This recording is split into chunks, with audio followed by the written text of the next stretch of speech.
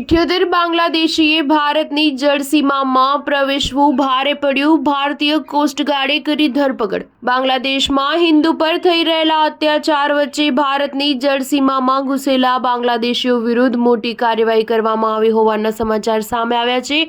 ભારતીય કોસ્ટગાર્ડે ભારતની જળસીમામાં માછલી પકડવા ઘૂસેલા બાંગ્લાદેશના 78 માછીમારોની ધરપકડ કરી છે. કોસ્ટગાર્ડે તેમની સાથે 2 બાંગ્લાદેશી માછલી પકડનારા 2 ટ્રોલરને પણ પકડી પાડ્યા છે. કોસ્ટગાર્ડે સમુદ્રી સુરક્ષાના ભાગરૂપે મહત્વનું અભિયાન ચલાવ્યું હતું, જે હેઠળ આ લોકોની ધરપકડ કરવામાં આવી છે. ભારતીય કોસ્ટગાર્ડનું જહાજ IMBL પેટ્રોલિંગમાં હતું. આ દરમિયાન ભારતની જળસીમામાં શંકાસ્પદ પ્રવૃત્તિ થઈ હોવાનું સામે આવ્યા બાદ આ કાર્યવાહી કરવામાં આવી છે.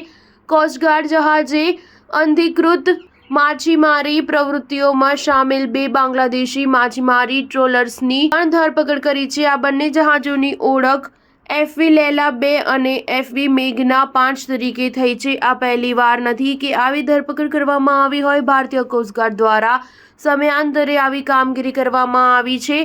આ બંને જહાજો બાંગ્લાદેશમાં રજીસ્ટર થયેલા છે.